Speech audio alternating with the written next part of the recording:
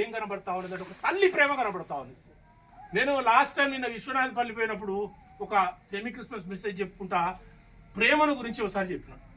ప్రేమను గురించి చాలా సందర్భాలు చెప్పిన, కొన్ని రకాల ప్రేమలు. నిజంగా పిల్లల తల్లి ప్రేమ అంటే మామూలు ప్రేమ కాదు. అది ఎవరికి అర్థమవుతాయంటే స్త్రీలకు మాత్రమే అర్థమవుతుంది. స్త్రీలకు మాత్రమే అర్థమవుతుంది తల్లి ప్రేమ అంటే.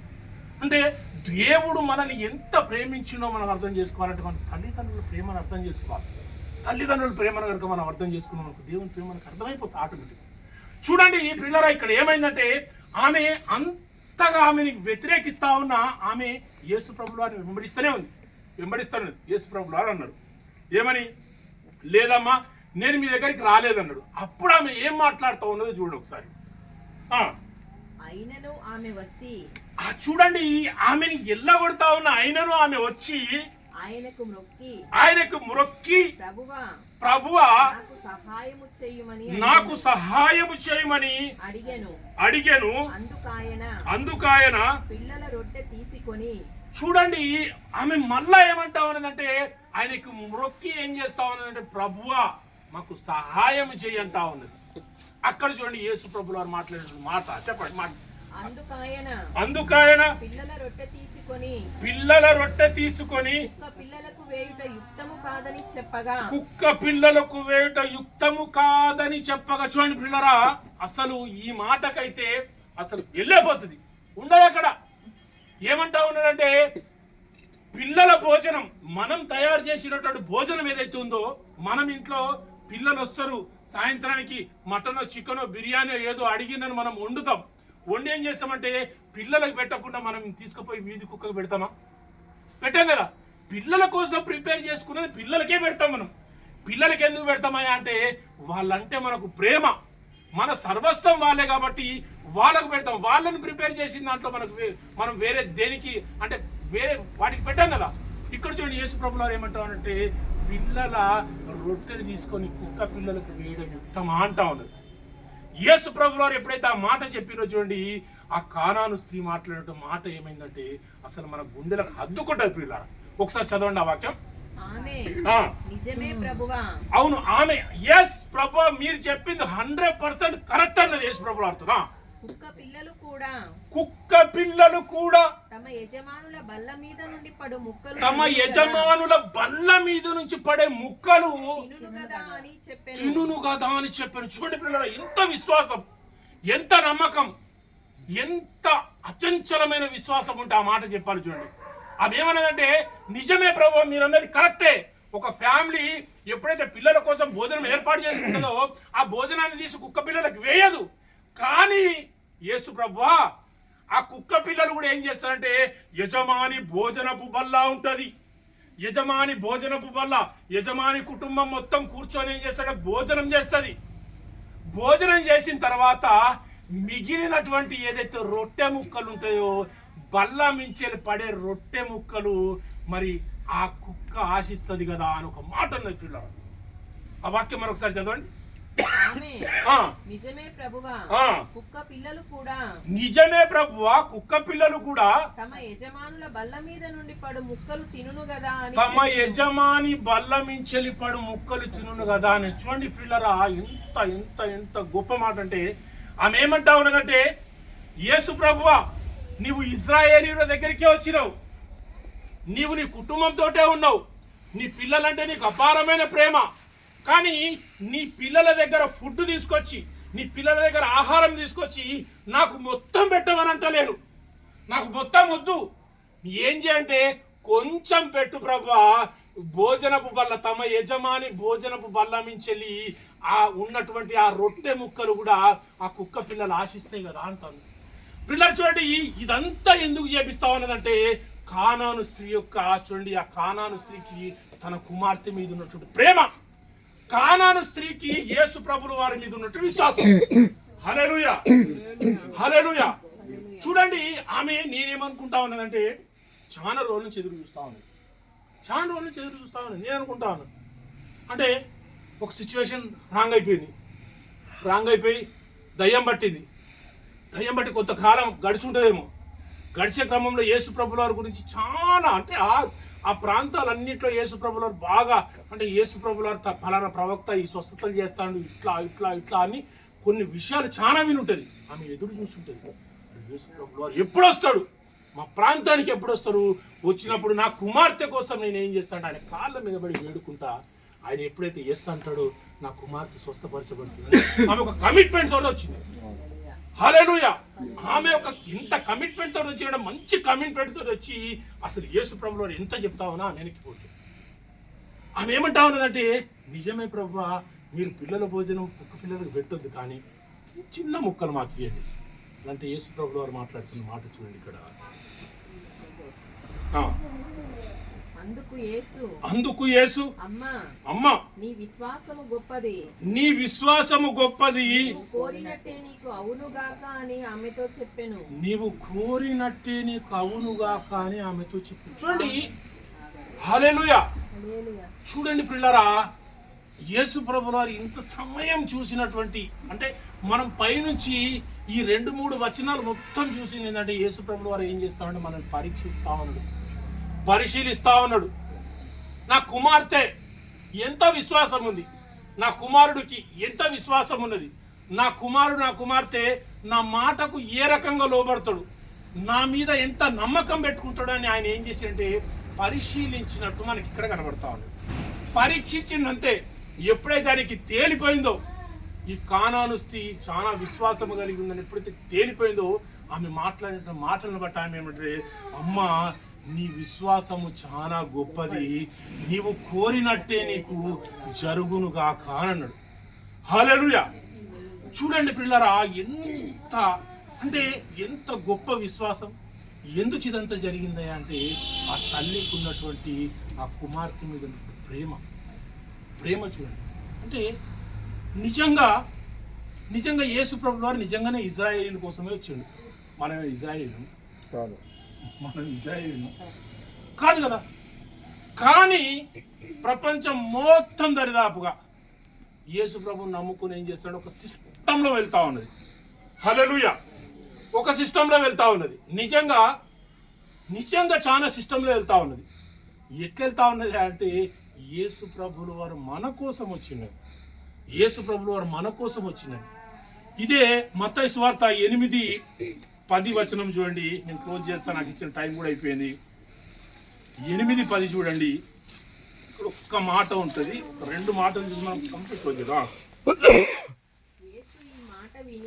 యేసు ఈ మాట విని ఆశ్చర్యపడి వెంట వచ్చుచున్న వారిని చూచి ఇశ్రాయేలీలో ఎవరికైనాను నేను ఇంత విశ్వాసం ఉన్నట్టు చూడలేదని నిశ్చయముగా మీతో చెప్పుచున్నాను. 5వ వచనం చూడండి. 5 ఆయన కపెర్నహూములో ప్రవేశించినప్పుడు ఒక శతాధిపతి ఆయన యొద్దకు వచ్చి ప్రభువా, నా దాసుడు పక్షవాయువుతో మిగుల బాధపడుచు ఇంటిలో పడియున్నాడని చెప్పి ఆయనను వేడుకొనెను. యేసు నేను వచ్చి స్వస్థపరచెదనని అతనితో చెప్పగా ఆ శతాధిపతి ప్రభువా నా ఇంటిలోనికి వచ్చుటకు నీవు నా ఇంటిలోనికి అడుగు పెట్టుటకు నేను పాత్రుడను కాను, నేను అర్హుడను కాను. నీవు మాట మాత్రము సెలవు, నీవు ఇక్కడ నుంచి ఒక మాట సెలవి ప్రభువా, అప్పుడు నా దాసుడు స్వస్థపరచబడునని ఆయన ఒక స్టేట్మెంట్ ఇచ్చిండు. అంటే చూడండి, ఈ శతాధిపతికి ఉన్నటువంటి విశ్వాసం చూడండి. అక్కడ కానాను స్త్రీ యొక్క విశ్వాసం చూసినాము, ఇక్కడ శతాధిపతి అంటే సైన్యాధిపతికి సంబంధించిన విశ్వాసం చూసినాము. ఎవరిని బట్టి అంటే తన దాసుని బట్టి ఇక్కడ సైన్యాధిపతి యొక్క విశ్వాసం చూసినాము. అక్కడ కానాను స్త్రీ యొక్క విశ్వాసం ఎవరి వల్ల చూసినామంటే తన కుమార్తె విషయం చూసినాము. పిల్లరా చూడండి, ఎంత విశ్వాసం, ఎంత నమ్మకం ఉండాలి. ప్రభువా, నీవు నా ఇంటిలోనికి రావడానికి నాకు అర్హత లేదు, కాబట్టి అంటే నాకు అర్హత లేదు, కాబట్టి మీరు ఇక్కడ నుంచి ఒక మాట చెప్పండి సార్. మీరు ఒక మాట చెప్తే కార్యం అయిపోతుంది అనగానే యేసు ప్రభువు వారు మాట్లాడుతున్న మాట 10వ వచనం మరొకసారి చూడండి. యేసు ఈ మాట విని ఆశ్చర్యపడి వెంట వచ్చుచున్న వారిని చూచి ఇశ్రాయేలీలలో నేనెవనికైనాను విశ్వాసం ఉన్నట్టు చూడలేదని ఇంత విశ్వాసం చూడలేదని నిశ్చయముగా మీతో చెప్పు. నిశ్చయంగా ఖచ్చితంగా నేను చెప్తా ఉన్నా. పిల్లరా, ఇప్పుడు నాకు చెప్పండి, మనం చదివినటువంటి 2 లేఖనాలు, కనాను స్త్రీ, శతాధిపతి. కనాను శతాధిపతి ఎవరైతే ఉన్నారో నిజంగా వాళ్ళు ఇజ్రాయేలీయులు కాదు, మనం కూడా కాదు. వాళ్ళకు అపారమైన విశ్వాసం ఉంది, మనకు కూడా ఉంది. హల్లెలూయా, హల్లెలూయా. అంటే మనకు అపారమైన విశ్వాసం ఉంది దేవుని మీద, అచంచలమైన విశ్వాసం. నా దేవుడు ప్రతి కార్యం చేయడానికి సమర్థుడు, ప్రతి కార్యం చేయడానికి సమర్థుడు. నిజంగా ప్రార్థన మనం చేస్తాం, కార్యం దేవుడు చేస్తాడు. ఒకటే గుర్తుపెట్టుకోండి, సమస్య మీకు ఇంత కనబడుతుంది, సమస్య మీకు ఇంత కనబడుతుంది. సమస్యతో ఒక మాట చెప్పండి, ఏమనంటే, సమస్య నా దేవుడు నీకంటే చాలా పెద్దోడు. హల్లెలూయా. సమస్య చిన్నగా అయిపోతుంది. ఎంత చిన్నగా అవుతుందంటే చాలా చిన్నగా అవుతుంది. అసలు యేసుని నమ్ముకున్న తర్వాత మనం ఎట్టుండాలంటే ఫుల్ జాయ్ ఉండాలి. మా శంకర్ని అడగాడు చెప్తాడు, ఫుల్ సంతోషంగా ఉండాలి, మామూలు సంతోషం కాదు. అసలు ఎదుటి వ్యక్తి చూడగానే అసలు ఈ సంతోషానికి కారణం ఎవరు రాబాయ్ అనేది వాడు పిచ్చెక్కిపోవాలి. వాడు పిచ్చెక్కిపోయి వాడు ఎంక్వైరీ చేయాలి. అరే, శంకర్కి ఇంత ఆనందం ఎక్కడి నుంచి వచ్చింది, రామారావుకి ఇంత ఆనందం ఎక్కడికి వచ్చింది, సంజయ్ పాల్కి ఇంత ఆనందం ఎక్కడి నుంచి వచ్చింది, ఫలానా సహోదరికి ఎందుకు ఇంత ఆనందం వచ్చిందంటే వాడు ఎంక్వైరీ చేసినప్పుడు వాడికి ఏం తెలుస్తుంది అంటే, అరే బాబు, వీళ్ళందరూ యేసును కలిగి ఉన్నారు, వీళ్ళందరూ యేసు ప్రభువును కలిగి ఉన్నారు కాబట్టి వీళ్ళకి ఇంత విశ్వాసం ఉన్నది, ఇంత ఆనందం ఉన్నది, ఇంత జాయ్ఫుల్ గా ఉంటానని వాళ్ళకు అర్థమవుతుంది. హల్లెలూయా. చూడండి పిల్లల, రాత్రికాల సమయంలో మనం 2 విషయాలు చూసినాం. కానాను స్త్రీ, శతాధిపతి. ఆ కేటగిరీ చెందినటువంటి వారే మనం. వాళ్ళకి ఎంత విశ్వాసం ఉందో మనకు అంతే విశ్వాసం. మనం కూడా అక్కడే పోతా ఉన్నాం. ఒక్క వచనం చూసి మనం ఏం చేద్దామంటే క్లోజ్ చేద్దాం, మనకి ఇచ్చిన టైం కూడా అయిపోయింది. యోబు గ్రంథము 13:15 చూడండి. మామూలు స్టేట్మెంట్ ఉంటుంది, అక్కడ మన గుండెలు వలిగిపోయే స్టేట్మెంట్ ఉంటుంది. 13:15.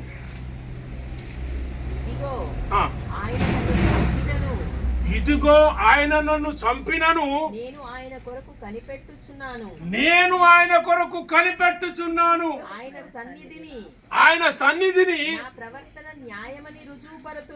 నా ప్రవర్తన న్యాయమని రుజువుపరుతునని. ఈ స్టేట్మెంట్ ఎవరిచ్చినా అంటే యోబు భక్తుడు ఇచ్చింది.